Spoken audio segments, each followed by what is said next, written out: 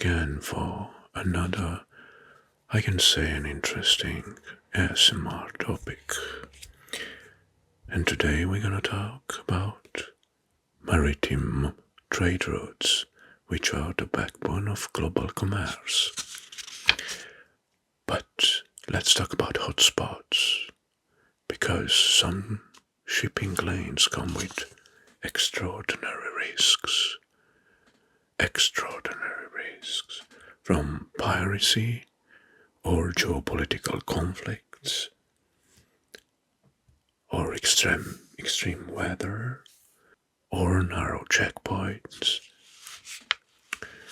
and they are quite dangerous for the crews and cargoes alike.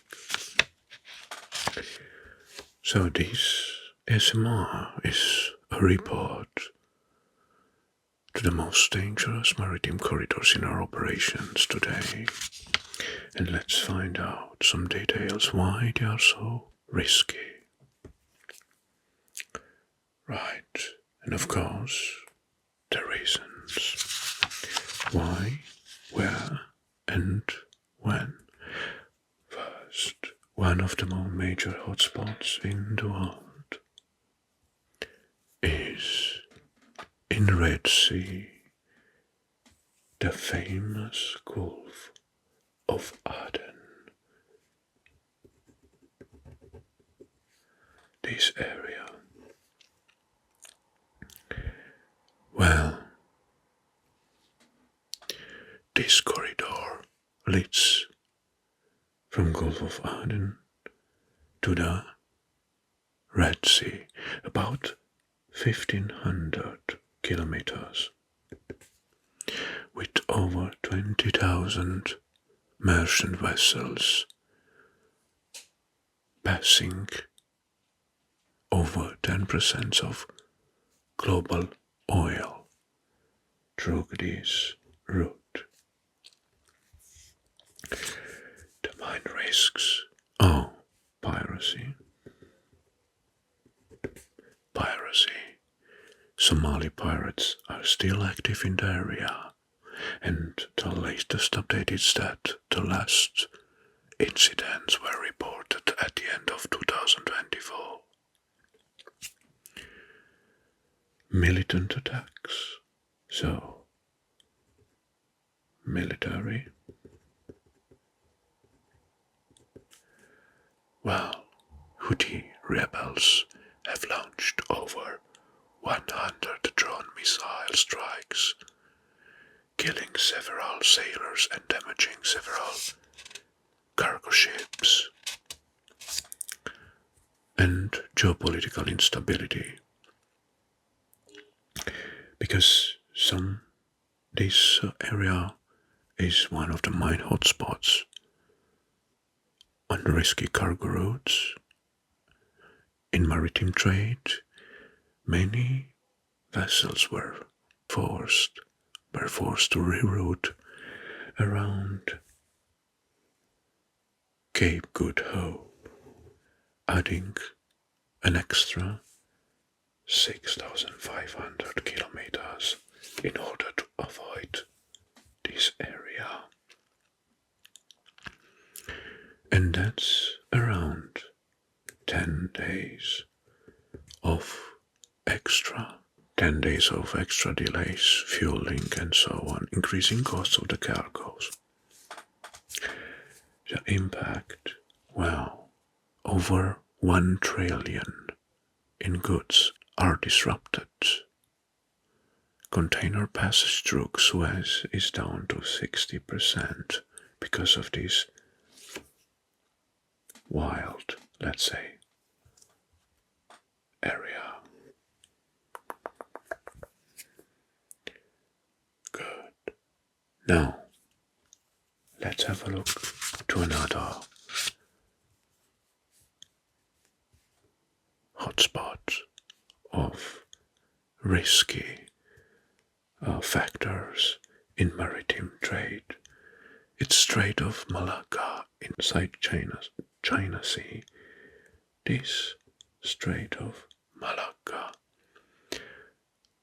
This strait has 900 kilometers shipping length and 30% of global maritime trade, mostly that came from China to reach Europe, are passing through this strait. 30% of the global maritime trade, like I said, that's around 100,000 vessels per year. Well, the fact is that South China Sea has the highest vessel loss. Only in this strait, 184 ships were lost. Lost ships. Between 2014 and 2023. And what are the risks? Well, like in the case of Gulf of Aden, the same piracy, which are very frequent, though somehow reduced recently, but piracy remains one of the main risks that the sailing and the ships are encountering. Navigational hazards.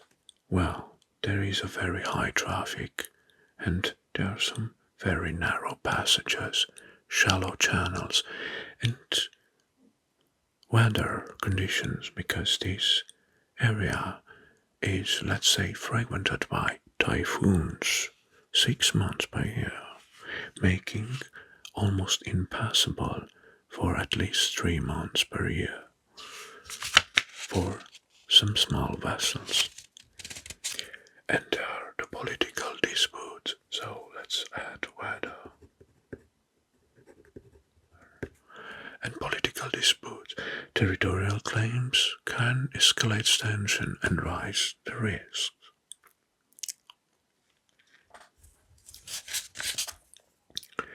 Good. So, next. Now, let's go in on Cape Horn to visit Cape Horn, but it's not geographically. The Drake Passage. Its length is 600 miles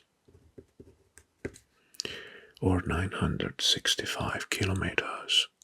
It's wide and broader and deeper than the areas that I presented before. But here the risks are other. No piracy, just extreme weather. The hurricane force winds and waves that measure like 20 meters in height, and fast currents, maritime currents that can sink smaller ships. The strong currents have a funnel effect, especially near the shallow waters near the coast, inducing navigational hazards. Well, despite the fact that there is no piracy reported in this area, the area is labeled as a historical danger zone because thousands of sailors died and over 10,000 deaths.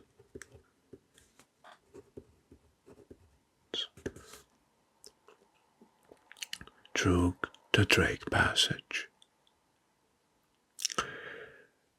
Now, only cargo ships are using it because mostly the cruise and research ships or large freighter avoid passing or crossing it.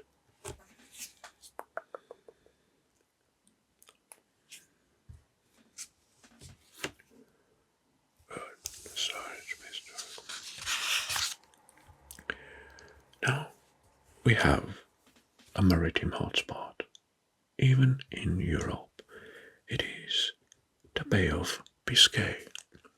Bay of Biscay between Spain and France. From northern Spain to western France, it has 800 kilometers in length across the ocean.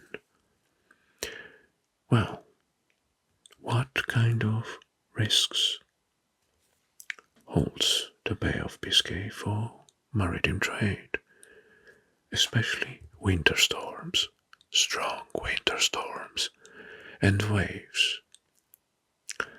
And some smaller ships are avoiding the area due to this main reason.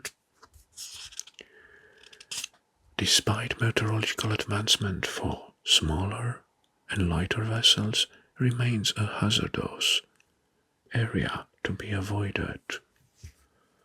Only big freighter can, well, cross it, but during certain times of the year, we can add Bay of Biscay.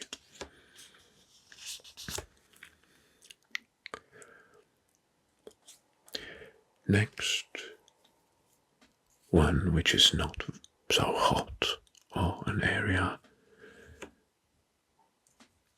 that is not labeled as very dangerous, mostly because it is somehow controlled. It is the area between the Black Sea and the Eastern Mediterranean. This area, the link between Black Sea via Bosphorus, Dardanelles Strait, and into the Mediterranean Sea, so Black Sea to Mediterranean Sea. Well, this is a strategic trade lane for Europe and Asia trades. The risks mainly are the weather and the currents, unpredictable storms, and strong currents. Now we can add the geopolitical instability, because the tension between Russia and Ukraine war and Turkey shipping controls over Bosphorus and the Dardanelles can cause disruptions in cargo shipping lanes.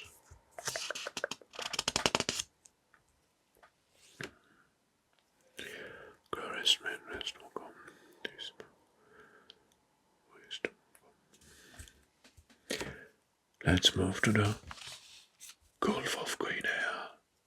Gulf of Guinea, this area here. Well, the region spans around 5,700 kilometers of Atlantic coast, from Senegal to Angola. There are over 1,500 merchant vessels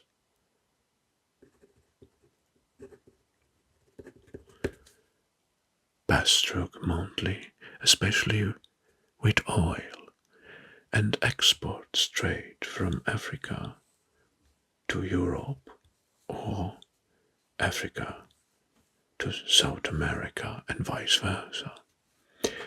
The main dangers are the piracy,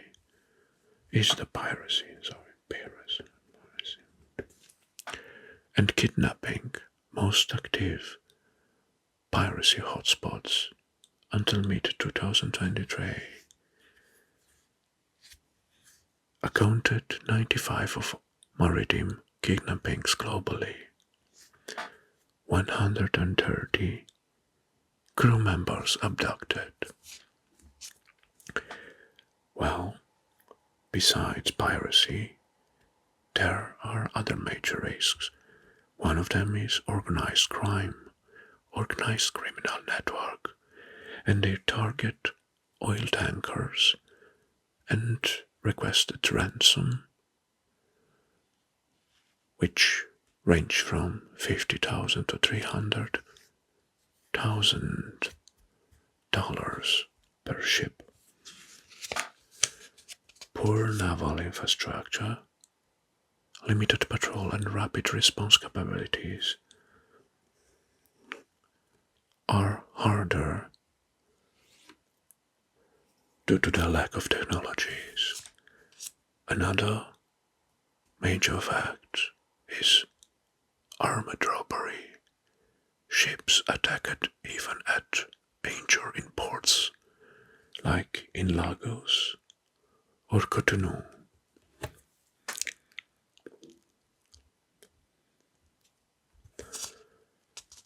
Well, in the recent years, there was somehow a decline in the trend of attacking ships, but despite this, the region remains volatile due to the corruptions, weak enforcement, and shifting criminal strategies.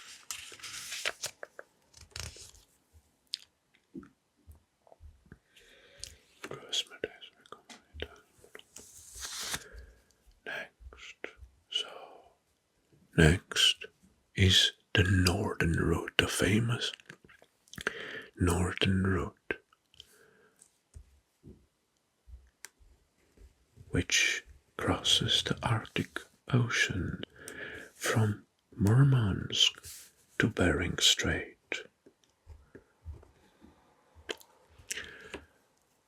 Well, why this area is so dangerous?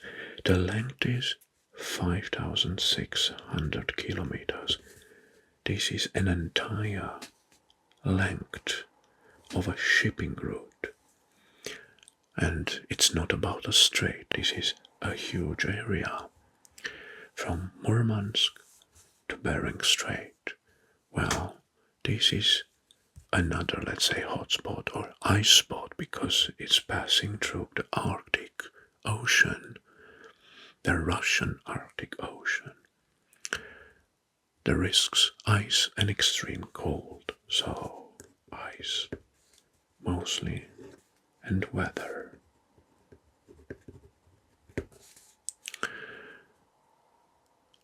Sea ice, drifting icebergs, and unpredictable freeze-ups makes this one of the most dangerous shipping lane. There are limited infrastructure because Russia has just a few ports where ship can stop and refuel. Russia controls much of the route, like 90% of the route. The Western vessels face restriction in the post-Ukraine invasion, and most of the Western ships are avoiding this area.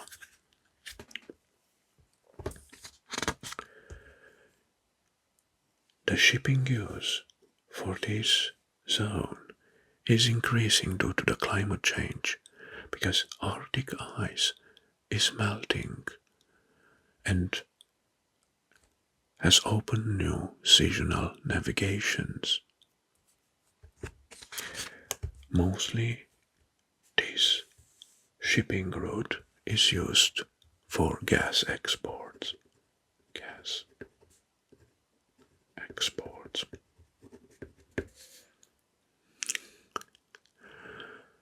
Like LNG tankers, the impact is high. Environmental risks from potential spills, collisions, or ice entrapments.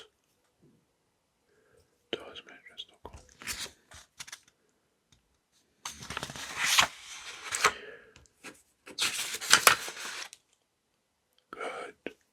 Next is in the Caribbean. Well, we talk about modern days.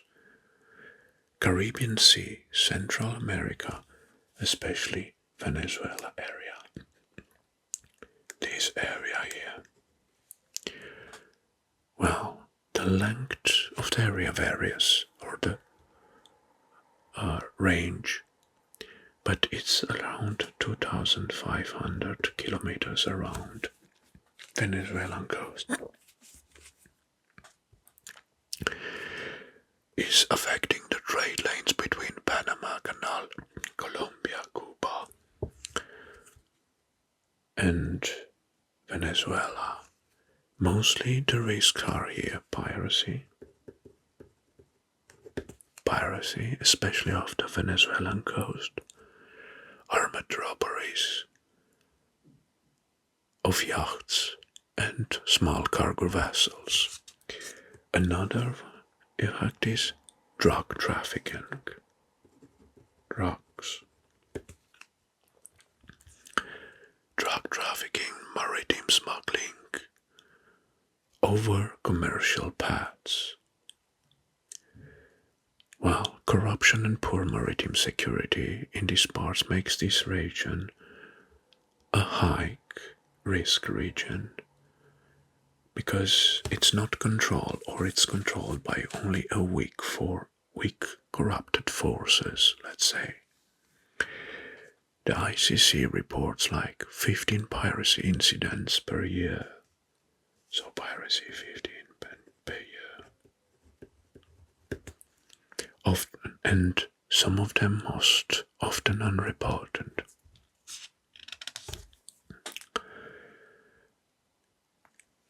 And, for example, there are some conditions in the insurance companies that spiked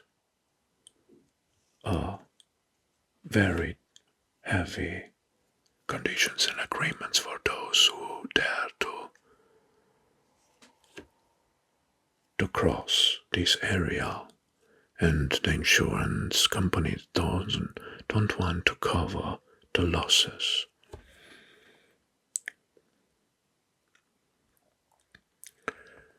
Well, despite technological advancement and international cooperation, maritime hazards, weather changes remain deeply rooted in the region instability, environmental extremes. Let's say, well, whatever navigating through war-torn choke points like Red Sea, for example, or braving the ice covered in the Northern Arctic, or Drake Passage. These are very high-risk corridor challenge the resilience of global shipping. The sea might connect us all, but still demands deep respect. These dangerous maritime corridors underscore how environmental, political, and human factors intervene to threaten global shipping. I hope you enjoy these more like political or informal fact video. And of course, now let me know your opinion in the comment section below. I want to thank you for attending this session today, and until next time, I wish you all the best. Bye bye.